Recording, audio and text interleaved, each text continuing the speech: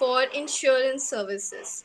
So both of them have graduated from Triple ID Delhi with CSC background in 2019, and they both hold a minor in economics as well. So let's welcome Gargi and Tushita. Thanks a lot for your time and for your to join the session to enlighten us with this. Thank you and Uh, hi. okay. Hi everyone. I'm Gargi.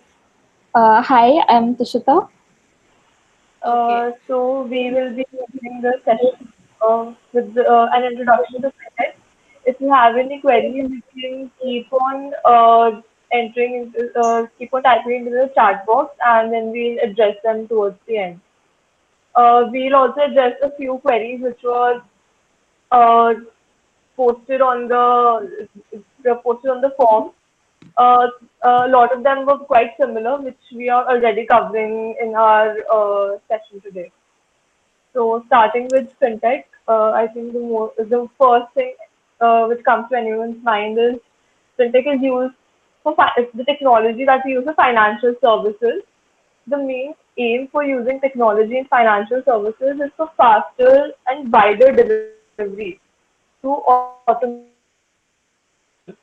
and the first thing that comes to our mind is digital payments like Google Pay, Paytm, or Amazon Pay. So this was the most basic or the most widespread use. Other applications of fintech can be in loans, mortgages, and insurance services. But so initially, it started like a phenomenon only in the startup sector.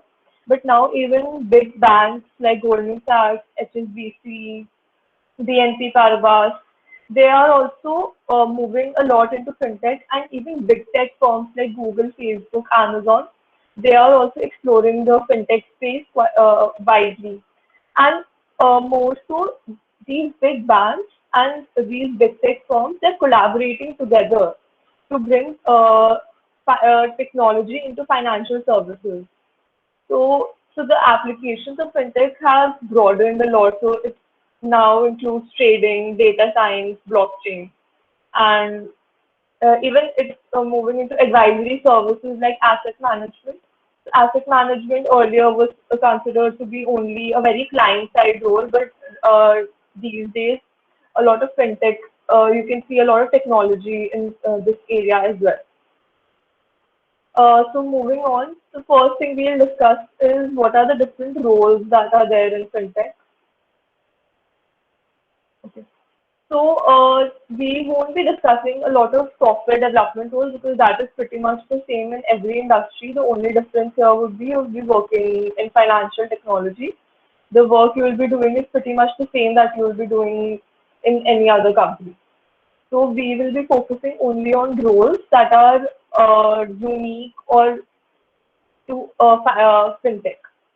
So first is the first thing which can come to our mind is data science. So data science is not only limited to fintech; it's there in other industries, but it has a massive application in this area.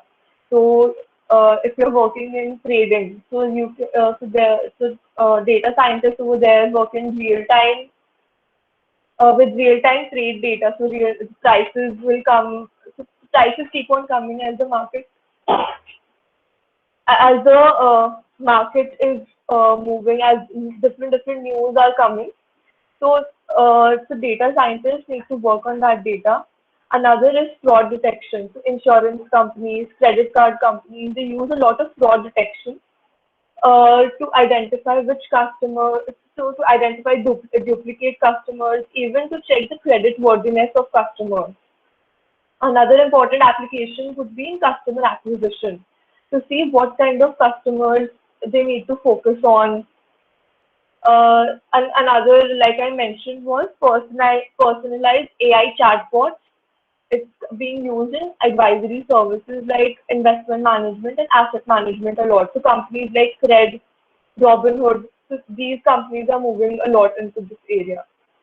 Uh, Second major role would be in algo development. So again, algo developers, they work mostly on the trading side, and they develop algorithms based on the real-time data that comes, and it's mostly using HFTs. HFT is high frequency trading.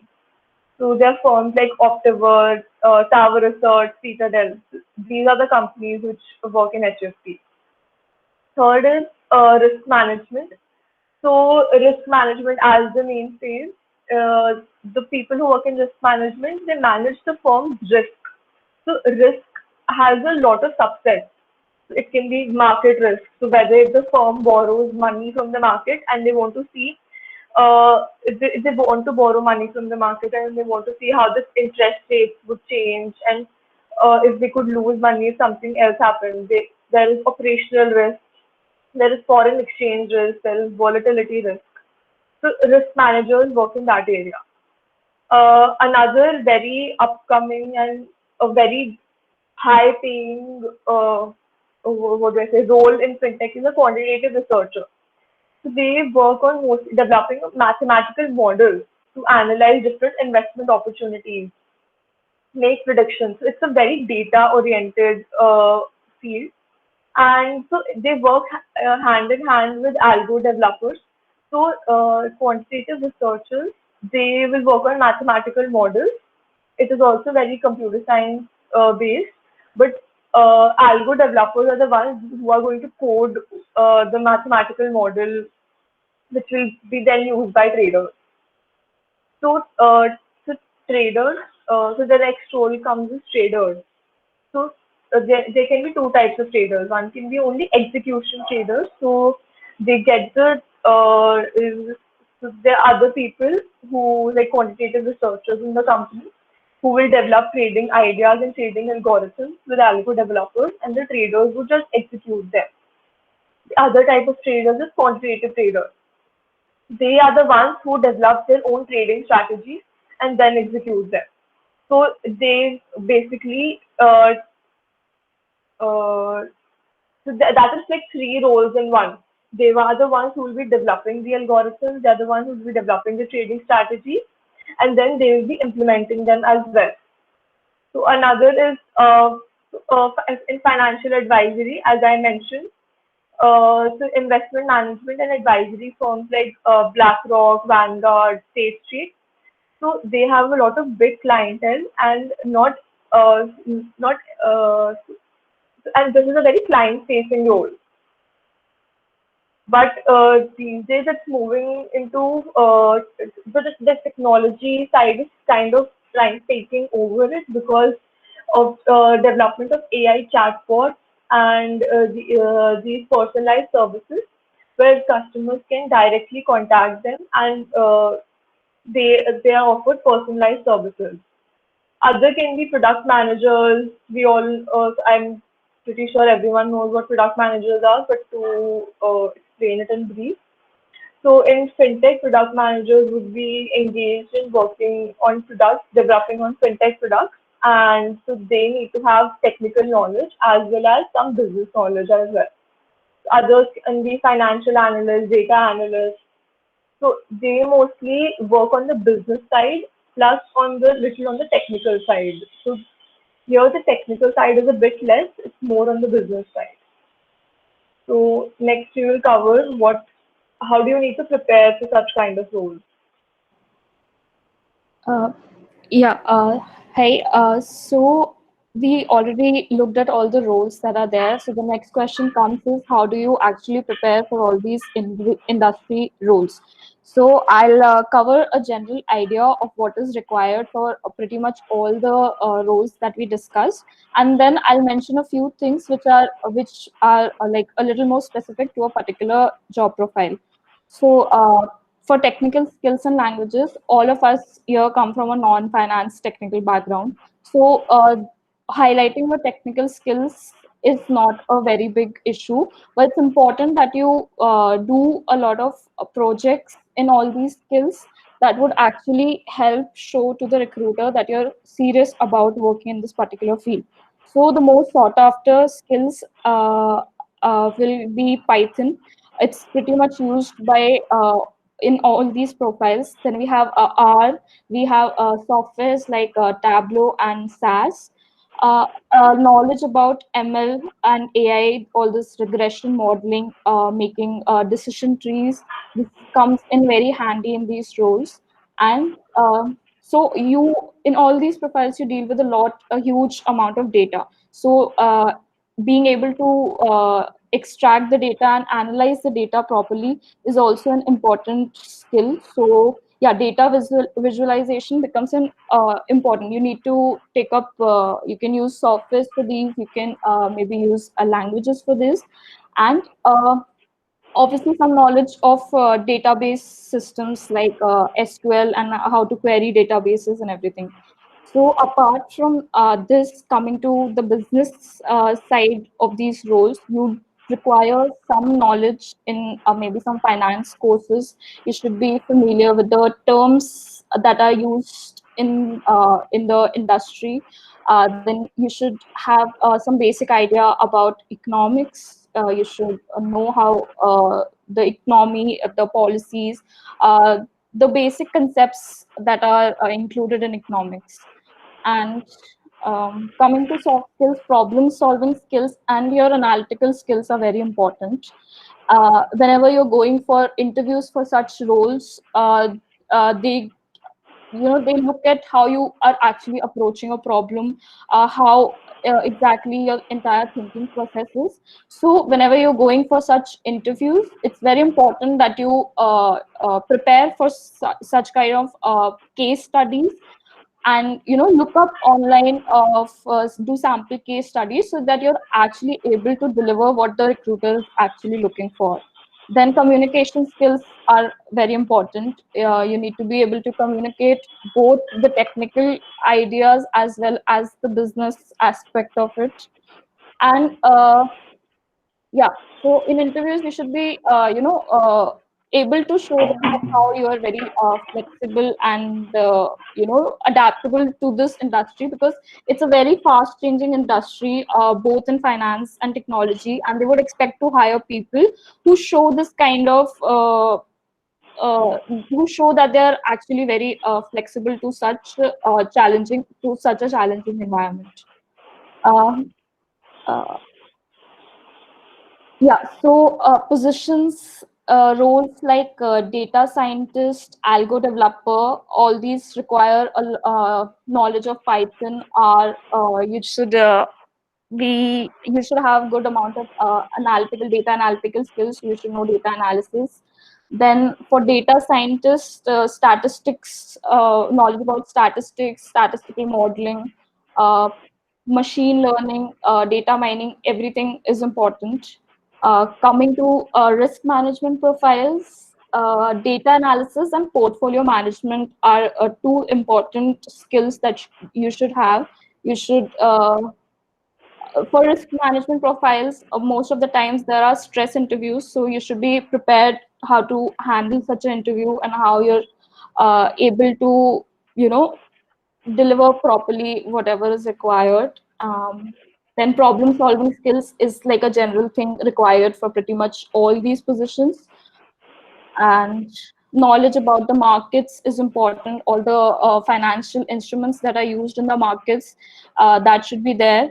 For quantitative researcher, knowledge of an object oriented language like C++ and Java is really important. So if you're going for such a role, make sure that you can show something in your profile which highlights these points properly. Mm. So for product managers, we already covered that it will be less on the technical side, but more on the business side. So then comes to, you should be able to analyze the data that comes your way. You should be able to identify the gaps, the issues that are there in the project. You should be properly able to communicate with other teams to solve these problems. So solving skills are important. And yeah, of course, the product that you're working in, the company that you wish to apply to, you should have knowledge about, you should have proper technical knowledge about the product, the domain they're working in. uh, for financial advisory, again, analytical skills, data analytical skills are good, and knowledge of the markets is important, because you'll be knowledge of the markets, portfolio management, because you'll be dealing with all these things on a regular basis. So you need to take up all these courses, or maybe some projects, internships. If you're able to find good internships, that is also a very plus point in your resume. uh, can you move the slide? Hmm. So Yeah. these are So some of one the. thing I like to cut in between. I want to Yeah, say yeah. one thing regarding the stress interviews. So stress interviews are a very important part, especially if you're applying for a trading role or a risk management role, because it's a very high stress job. So other jobs, so you'll be sitting and developing algorithms, but in trading and risk management, you'll be working with real time data. You'll be working with the regular inflow of the data. So unless you're able to handle the stress situation, if a big event comes, suppose something happens related to Brexit, and the market starts crashing, you need to be quick on your feet. You can't, be. Uh, you need to be quick on your feet. You need to think at that exact moment what your plan of action is. You can't be just stressed out and be clueless at that point of time, because if you're clueless and if you're not able to make decisions quickly, the company is going to lose money. So they hire people.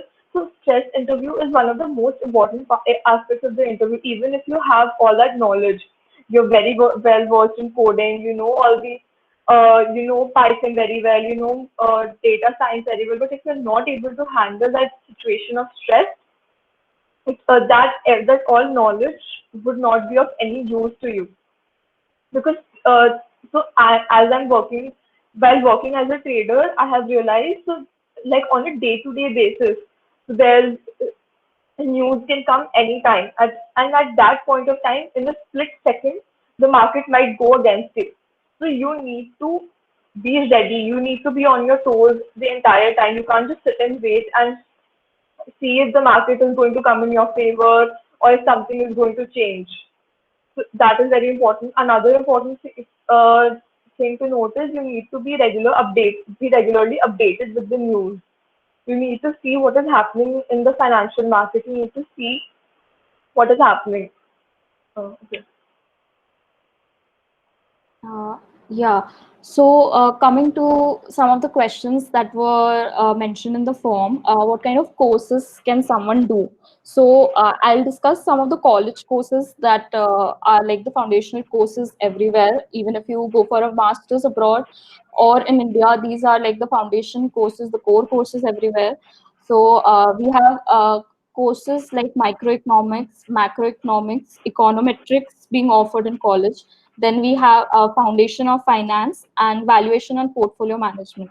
These are pretty much the main core courses, and at least the But basic foundation. even other courses, you need to be strong on your statistics side. You need to be good at linear algebra. You need to be good at statistics. So all the courses like probability and statistics, so there are advanced courses in statistics which are being offered in college. So they really help in building your profile. Even if someone wants to go into a quantitative researcher profile or risk management, it would be a very good idea to take ML. So so having ML, so if you're applying for a data science role, ML it's like a necessary prerequisite. But even if you're applying to roles like risk management and quantitative research, courses like ML, AI, they help a lot. Yeah, so these will be like the major courses, data mining courses, and decision making courses, because these come in very handy. All the concepts that will be taught in these courses will come in very handy while you're sitting for interviews, or working in a particular job role. Uh, Online courses nowadays, a lot of online courses, all these portals or offer these specialized certifications. So to name a few in that you might require in this fintech domain are like finance and quantitative modeling. There's managerial economics and business analysis. There's a specialization on portfolio management.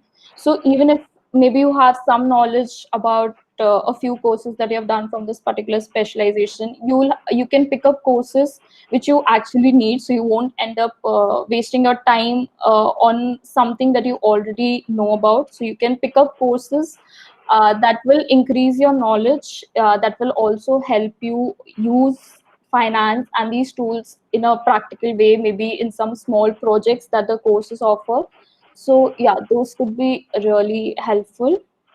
Concepts and technologies majorly used, we've already covered, like all the technical tools that you will be needing, some finance courses, some business related courses that you will be needing.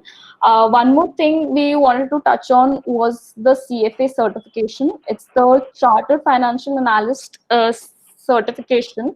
So in case maybe you're in your you haven't done much courses in college and you feel like you're lacking on the business or the finance part of these knowledges, you can prepare and give the certification. It has 3 levels. So basically it kind of covers all these concepts that all these courses that I just mentioned.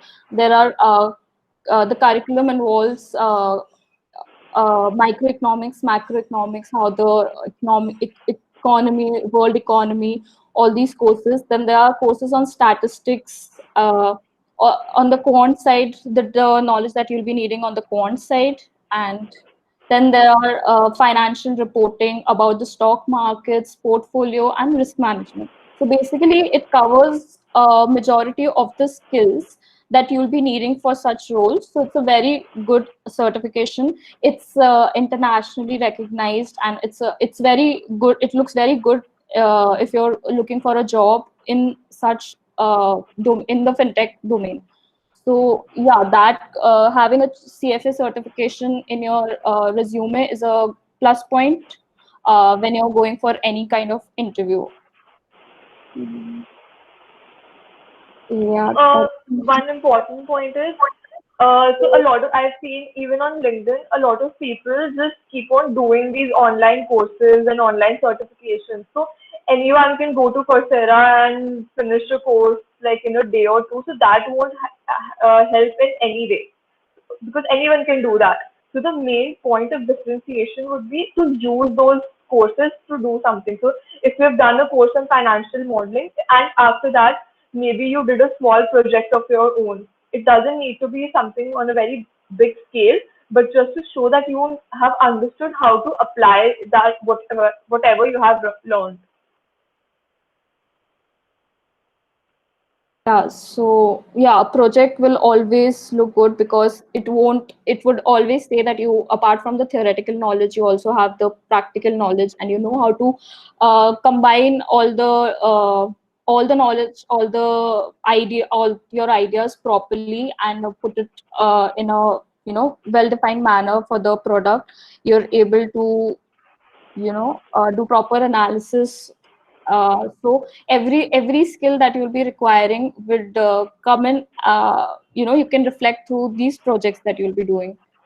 Let me move to next slide. So I got there are some questions in the chat box. So if we can answer them on the spot, it'll be better.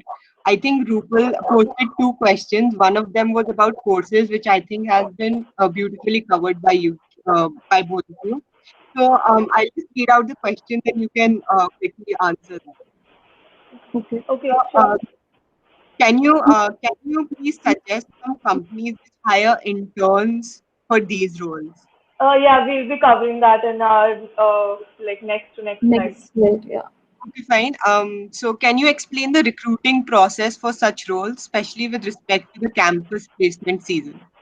Yeah, so for such roles, so as these are all tech roles, you will have no problem in convincing the placement office to ask these companies to these roles. So, so some of the roles they hire only masters or PhD students, but some roles even bachelor students can be hired for.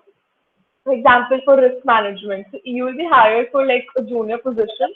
So companies like Uber, they hire risk managers, and so you will be able to apply to some companies, but a lot of them they hire only uh, for master students. So even financial analysts you can apply. You can apply for role for traders. So there are a lot of companies which take bachelor students as traders, but you need to see what the requirement is. So maybe you need to do a few courses. You need to have some a sort of technical knowledge. So you really need to talk to the placement office, because when we were sitting for our placements, there were not even a single company which offered any such role. Okay. Okay, I hope, Chavi, that answers your question. Next question is by Ronak. So he has a doubt on product management. A lot of companies have two different roles: technical product managers and business product managers. How are these roles different at fintech companies?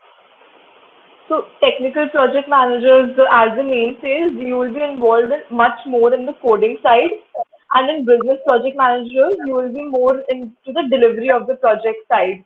So whenever a project comes to the technical, if you're working as a as a project manager, I suppose it's a company like Amazon. That role will be more on the technical side. But if you're working at a fintech company. So it would be kind of a mix of technical project and business project. You will be working on some of the business side of the aspect, like how are you going to enter into the market? Like if there are similar products in the market, how are you going to enter? Plus some technical knowledge should be there. You need to know how to code for that. So at fintech companies, there is kind of like, these two roles merges into one role. But again, you can have separate roles also in companies where you're more into the delivery and on the delivery side, or you're on the development side. Okay, thank you. I hope that answers your question, Ronak. So I think we can move forward. Okay. Yeah. So, are you coming from a technical background and you feel that a higher studies, doing a degree in management, will be a better accelerator for your career. So, for these kind of roles, all these specialized master's degrees are, really helpful.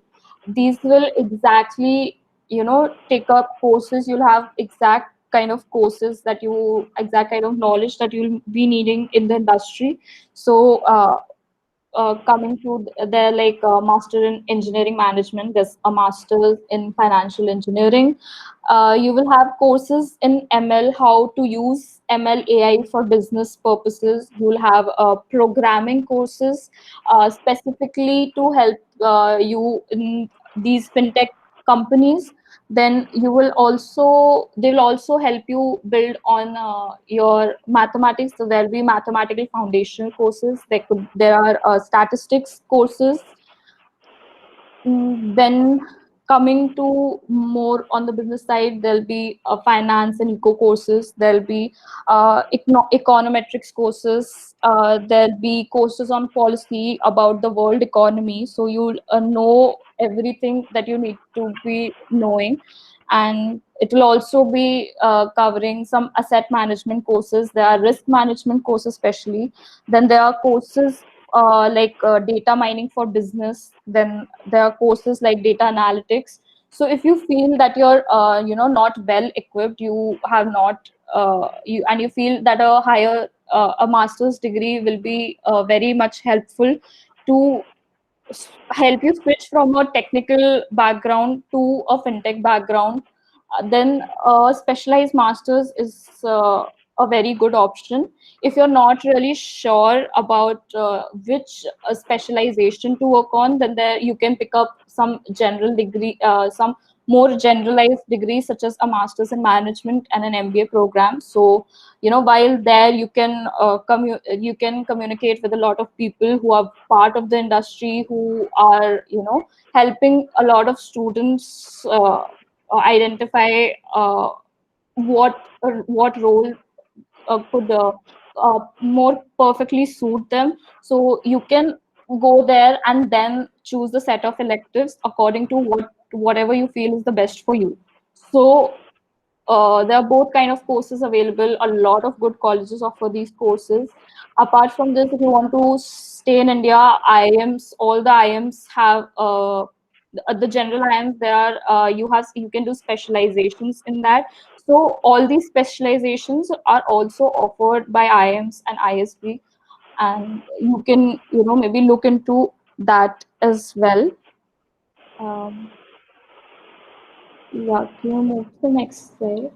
No, I want to say something on the previous slide.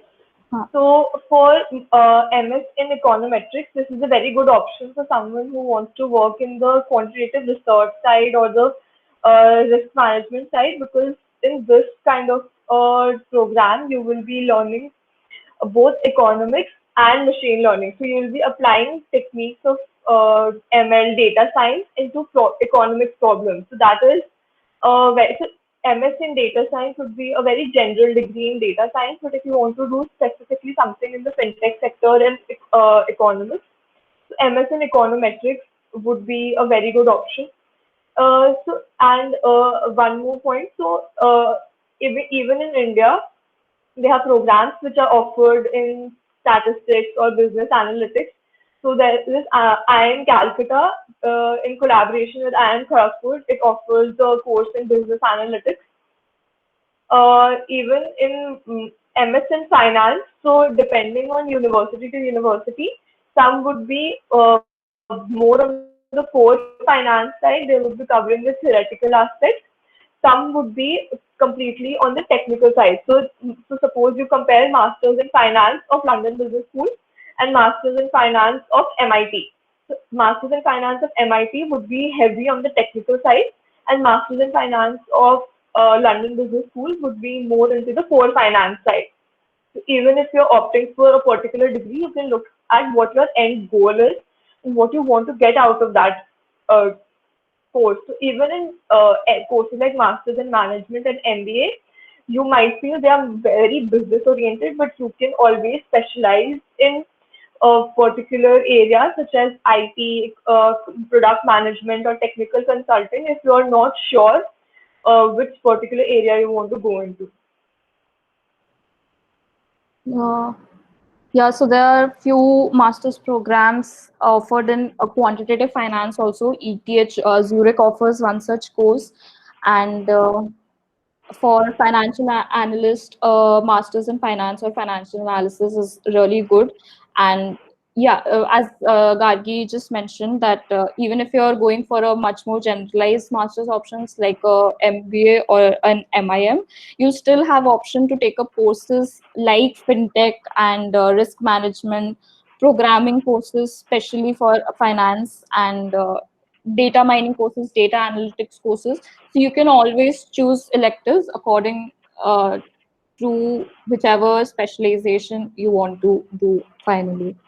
Yeah, because a lot of business schools these days, so if you look at the curriculums of even the big schools like INSEAD, HEC Paris, so they all have courses in data science, they all have courses in Python, analytics. So you don't necessarily need to move into core finance, or if someone wants to move into core finance but still work on some parts of technology. So these kind of master's options are very good for them. But on the other hand, if you want to stay in tech, then you can go for econometrics or engineering management or data science. Okay, so next coming to the recruitment part. So there are many types of companies which offer roles in fintech. So most people would think it's mostly big banks or maybe startups. That is true, but even big tech firms like Google, Facebook, they are also moving a lot into fintech. So Google has collaborated with Citibank to launch their own online payment system. So Facebook has launched Facebook Pay. Uber, Grab, all these companies are coming into the fintech space and they have a lot of opportunities. So you really need to be very proactive and be on the lookout for such roles, because there is a good chance that if you are in as you're graduating with a degree in computer science, uh, you will stand a very good chance of getting hired for these roles if you have demonstrated certain interest into in this space. And even when you're working in a bank, so there are roles in trading, quantitative research, algo development. So all the big banks like JP Morgan, Goldman Sachs, Wells Fargo, every one of these has a data science division. They have a quantitative trading division. So you can always apply for these roles. But then moving on, startups. So startups like other mm, so they are the ones who started this trend and which has led to the development of a fully fledged industry. So in India, the startups like PhonePe, Paytm, MobiKwik, there is Grow. And if you want to apply outside India, a good startup is Avant. Then there is Coinbase. So Coinbase is more into blockchain technology. So if you want to go into blockchain development, so Coinbase and Robinhood are very good if you want to go into the data science or the blockchain area. Then in financial services, so by financial services, I mean advisory firms or the investment management firms. So they help people, institutions, and other independent institutions into helping how to invest their money. So these kind of services, they were traditionally a very client-side role, and you would need a business degree only to enter uh, companies like these, such as Fidelity Investments is there, BlackRock, Cred is an Indian startup. So, but right now they are also moving a lot into data science and risk management roles. Plus, there are startups which are offering financially advisory services online. So you don't need to go and meet them and talk to uh, talk to them in person. You can sit at home and uh, get advice on how to manage your finances. So these startups are developing chatbots and personalized services, and so that is a very good area in which you can go. And the last thing comes is proprietary trading firms. So, so proprietary trading firms, how they differ from trading roles in other banks is, so the banks, they invest the money of their clients. Proprietary trading firms, they trade with their own money. So the firm has their own money and then they trade with that. So that there is where the difference lies. So proprietary trading firms, they're moving very quickly into high frequency quantitative trading. So they are always on the lookout for computer science graduates. So these kind of firms, they only hire computer science or physics or mathematics graduates who can code really, really well. And they are the ones who offer one of the highest salaries you can find in any in the whole fintech space. So there are roles like there again there are roles for research. There is algo development. There is trading, and another one role specific is a low latency software developer. So by this means that you develop software for that particular trading firm.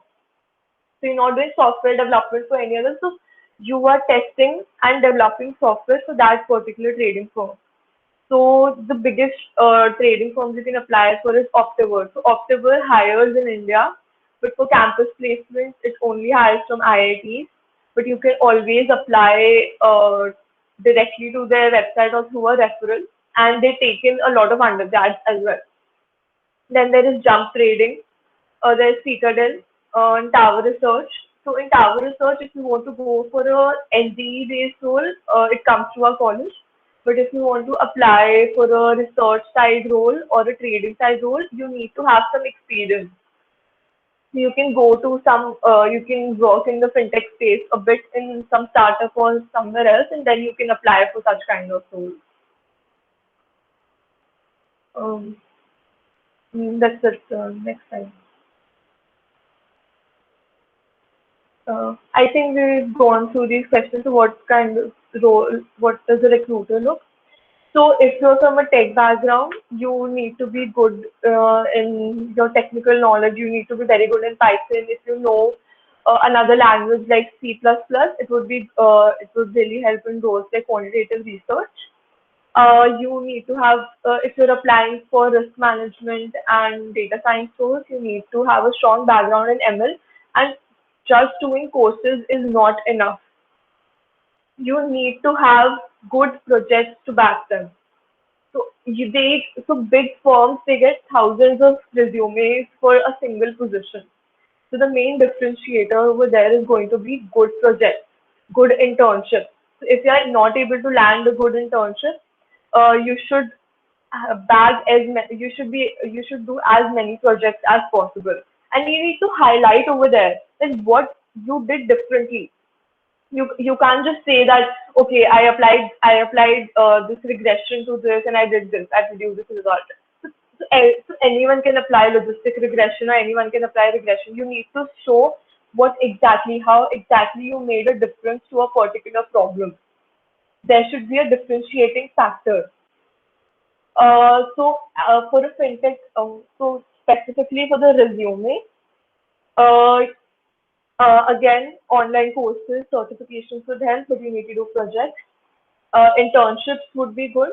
So you can apply to internships with startups, but you need to look at what the work that startup is doing. Don't just apply to any startup.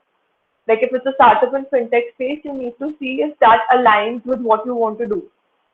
So there is this, in finance, you need to have work experience to get a job. So even if you're applying for your first internship in finance, you need to have work experience. So how will you get that work experience? You cannot get that work experience. So for that, you need to show that you have done enough projects, you have worked with professors, you have taken the initiative to make up for your lack of work experience. So at the end of the day, what matters is your interest. They want someone who will stick. They don't want someone who is one day over here, the next day they want to move into something else. They want to see that you are really interested in this field. Specifically, I'm talking about finance. So uh, then even in work, so it's, okay, that's all. Yeah. Next, yeah. So at the end, so this is a slide which we are covering in core finance. So this is completely the non-technical portion of finance. So till now we've covered just the fintech portion of this the technology aspect of finance, but now we'll be focusing on the non-technical part of it, because I know there are a lot of people who want to make a switch from the technology side to the core side. So the six main areas which you can work are, first is investment banking. So the only way to get into investment banking is having a master's degree. There is no other way around to it. There is no other way to it. And even in while you're working towards your master's, you over there also you need to constantly maintain excellent grades. Not even good grades, excellent grades, because the competition is intense. Then coming to trading. So in trading roles, you can enter with a bachelor's degree also. You don't necessarily need to have a master's degree, because most of the roles, they involve coding, some sort of coding. So you can enter with a bachelor's degree, but most of the firms that will be hiring bachelors are proprietary trading firms. Again, the big banks, and they don't usually hire bachelor students for even the trading roles. Then comes equity research. So equity research, so like in quantitative research, they were working with a lot of data. Similarly, in equity research, you will be working with a lot of data, but you will be analyzing the company's financial health. You'll be making financial forecasting, making recommendations whether to invest in that company or not. Then fourth is asset management. So asset management is basically like someone has money, but they don't know how to invest it. And then you, as an asset manager, are advising that person how to invest their money. That is what asset managers do. Then next is credit risk and rating. So in this area, you would mostly be working with rating agencies like Moody's, S&P, Fitch, and you will be analyzing the credit worthiness of company. You will so every if you must if someone is even remotely interested in finance, they would know that every company has a financial rating, so that determines the financial health of a company. And even Moody's and these other rating agencies, they even give a rating to economies. So like India has a rating, India's economy has a rating. So over here, you would be working to determine the credit worthiness of company. So you'll be going through again, a lot of data-oriented work, but it doesn't involve coding. And if you're not working in these rating agencies, all these banks, they have their credit risk department. So you can work in these credit risk departments because even these banks need to make decisions on where to invest their money. So so while investing their money, they need to see a lot of factors, and one of the most important factors is the financial health of a company. And the last is corporate development. So corporate development is it's a role similar to investment banking, but you're working not in big banks, but you're working in other, suppose you're working in a startup and you're helping them make investment decisions, or you're working in maybe in a Fortune 500 company and helping them decide what kind of investments to make, and it's more on the advisory side. So this slide was just an introduction to core finance. If more people are interested in knowing a lot more about this and how to exactly get into these kind of roles, we can hold another session on that.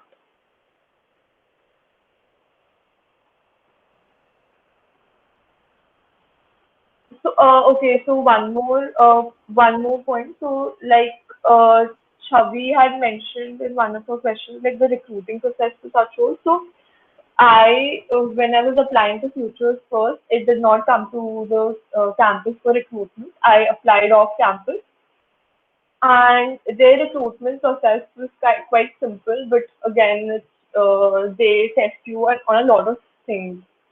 So, I'm working as a trader over there, and the first thing they will take is a mathematics test. It's a simple calculation test. It's a speed math test. So you will be given like 40 questions to be solved in 5 minutes. So, so over there, you need to see what your accuracy is plus your speed. So you can't just solve 10 questions with 100% accuracy and expect that you'll be selected. So generally, they expect you to solve around 25 questions in 5 minutes. So there'll be simple questions, simple arithmetic, like multiplying three digits by three digits, or taking the square root. There'll be simple questions, but you need to be very quick. And after that, you will have interview rounds, and all the interview rounds are stress interviews over there. You want So they would say that they have only one stress interview, but at the end of the day, all their interview rounds are stress interview rounds. And so as I was coming from a CSE background, I really had to explain it to them, so that why I am interested in this field and why I want to work in finance. And I was able to explain it very well because I had finished a minors in economics. I had taken around 5 to 6 courses in finance and economics in college. I even did my BTP in econometrics with Sushita. And so so you need to convince them, because if you don't have if you don't want to take courses in finance, another way to show that you're interested in, if someone is trading in the stock market, but you need to have a good portfolio for that. So there were a few people who interviewed along with me, and so they were regularly trading in the stock market, but their portfolio was in a very bad shape. And so that would show that you are trading, you have an interest, but you are really not being able to manage it, you're not being able to sustain it. If you're not being able to trade something in stocks, so trading stocks is very similar to trading futures. So these two are completely different things. But at the end of the day, you need to look at similar things when you're trading. So you need to show an interest when you're applying to such roles. Okay, I think we've come to the end. So if anyone has questions, they can ask.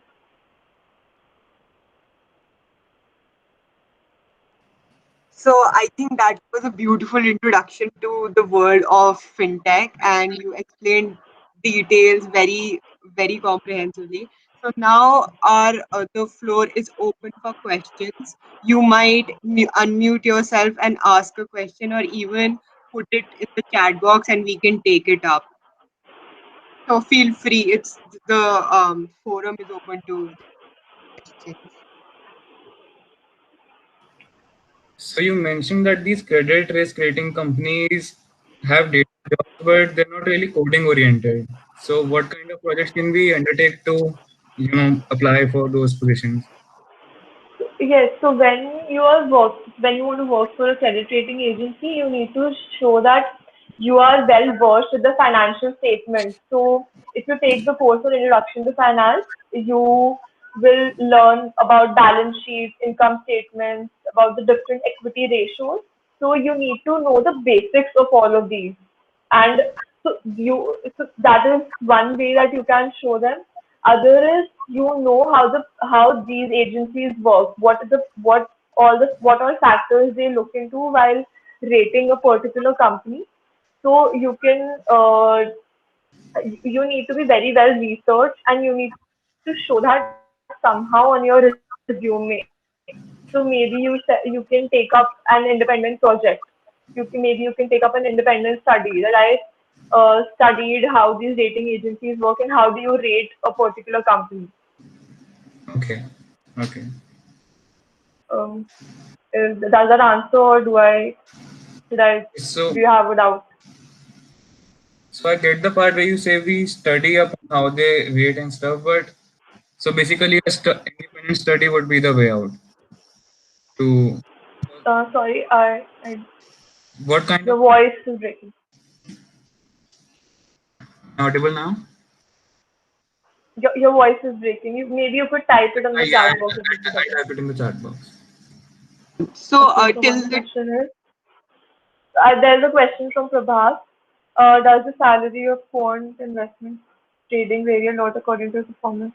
So yes, there will be a fixed salary, obviously, and the rest of the portion is based on how you trade. So proprietary trading firms, I'm not sure how the bonus structure works at investment banks because they're trading their clients' money. So some portion of the trading profit would go to the bank and the remaining would come to you. So I'm not sure about the trading structure over there. But in proprietary trading firms, as you're trading the money of the firm you're working at, most of the profit you get is you get to keep it, and depending on how much you trade. So yes, few years down the line, your bonus is going to become a multiple of your salary.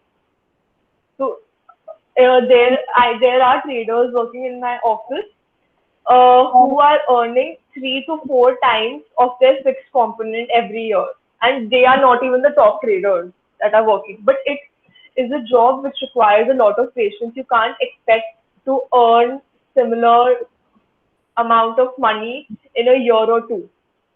In the first or second year, you would be lucky if you even get some bonus because the learning curve is extremely steep over here and you make a lot of losses in the beginning, but that is all a part of learning. But uh, as time passes within 2 or 3 years, if you have developed a good understanding of the market, you would see that in your P&L. You would see that in your bonus.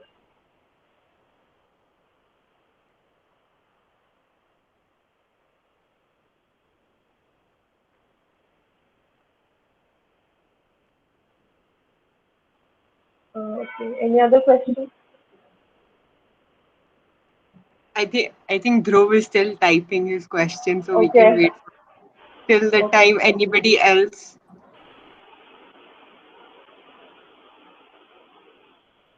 Okay, so like just one thing which I wanted to say that we'll be sending a feedback form after this session, and it will also contain a question regarding if you want another session on the non-tech aspects of fintech.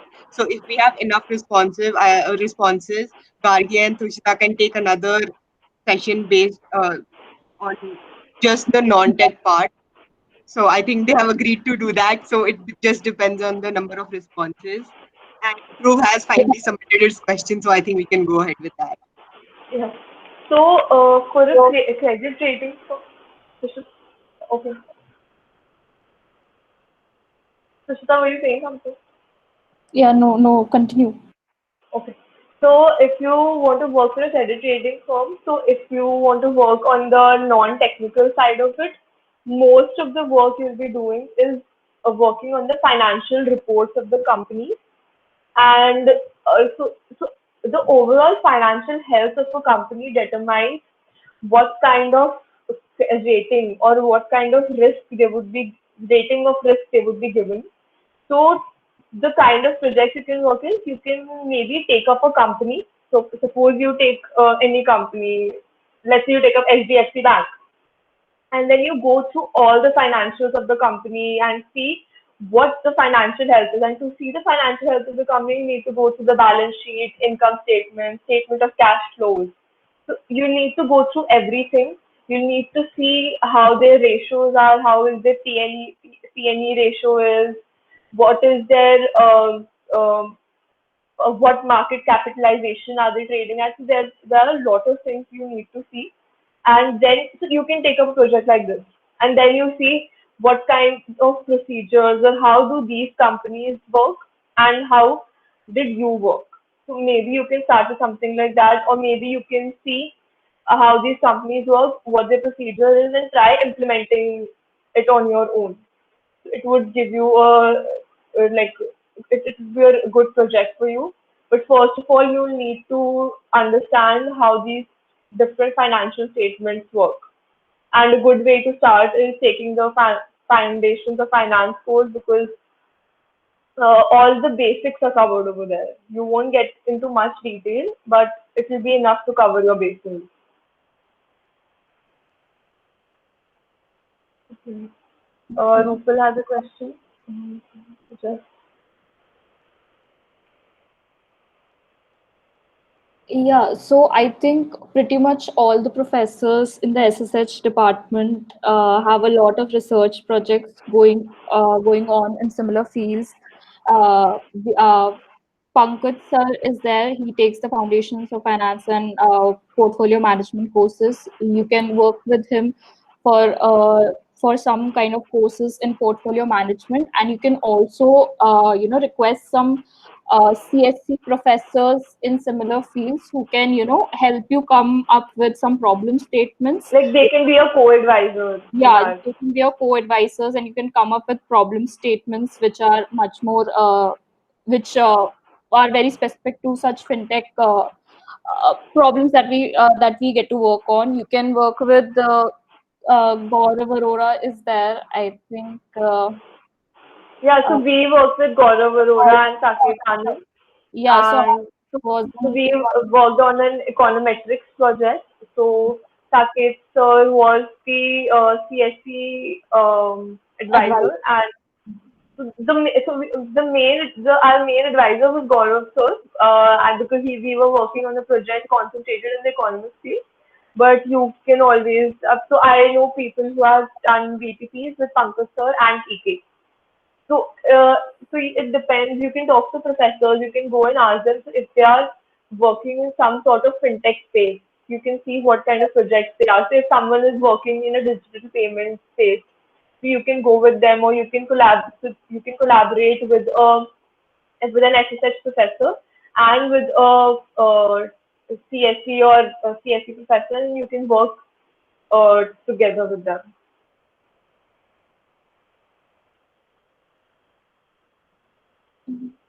Yeah, anyone else has anything? So I think we can wait for another 4 or 5 minutes for some questions to pop up. Okay. other than that, I think it was a wonderful session. I hope everybody learned a lot about fintech from both of you. Thank you so much, Gargi and Tushita, for sparing your valuable time and educating us on fintech. And I I, thank I was already very excited, you know that. yeah. So, and I hope everybody enjoyed the session and is taking a lot back with them. Yeah, so if someone wants to contact both of us outside of the session, you have questions sometime later, you can, I think, drop us a message on LinkedIn or even our email IDs. Yeah, We'll be we'll just happy type in to, our email ID. yeah, and we'll be happy to, answer all questions or anything that.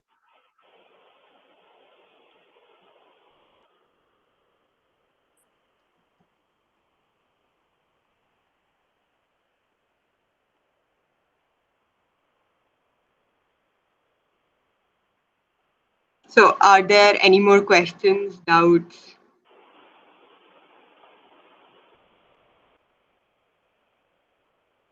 So, Gargi, like just a fun question. What did you hate about the stress interviews?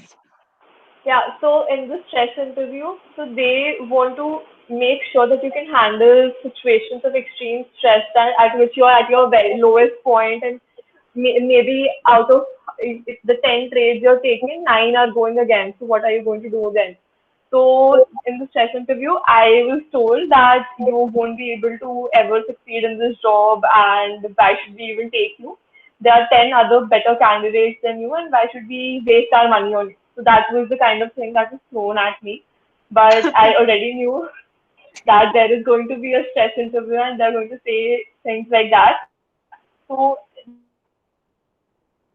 there is no point in really getting tense over there because that is the thing that they want you to do. They want you to get stressed, and so you need to be very well prepared with what your goal is. You need to be very well prepared with your answers. And another thing they ask in stress interview is maybe they'll ask you to find out the square of maybe find out the square of 138, and you need to do it mentally within 10 seconds. And you blurt out any answer, and then they'll tell you, "Are you sure this answer is correct?" And then you say, "Yeah, this is correct." Then I'll give you one more chance. If it's wrong, you will be out of this interview at that very moment. So even if you know your answer is incorrect, you need to be. Even if you think your answer is incorrect, take a few more seconds and solve it. You won't get any pen and paper to solve. You need to do it mentally. So you need to be very good with mental math, but you need to be confident at the same time. Even if you think your answer may be wrong after doing it the second time, you need to be very confident. If you hesitate for even a minute, because they over there, they're not testing you how good you are with mental math. They're testing you how good you are at making decisions and sticking with them.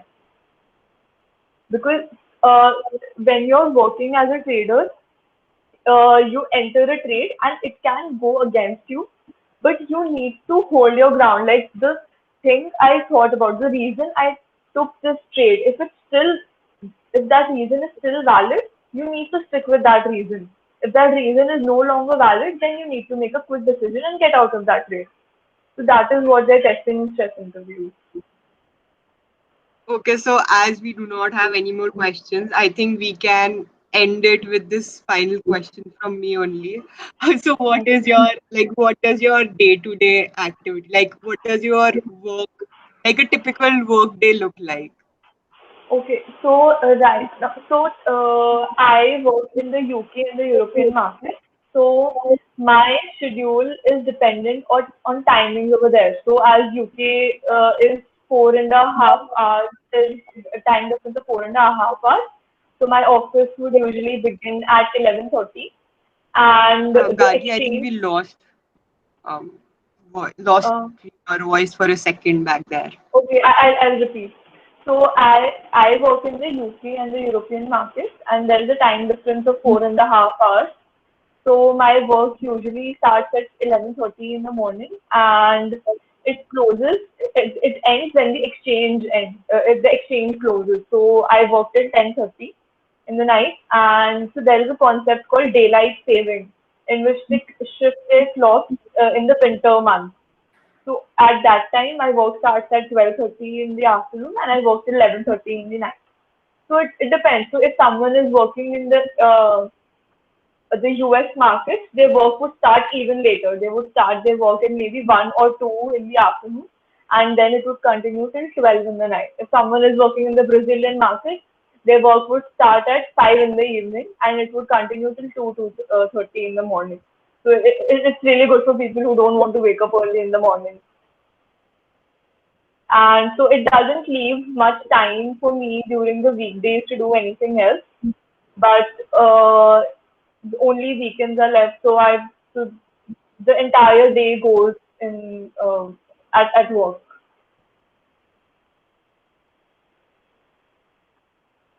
Um, Okay, so I I think yeah, sorry. Go ahead, go ahead. no, I know I was saying I think that was the last question. Yeah, I think that brings us to the end of the session. Thank you, everybody. And I, yeah.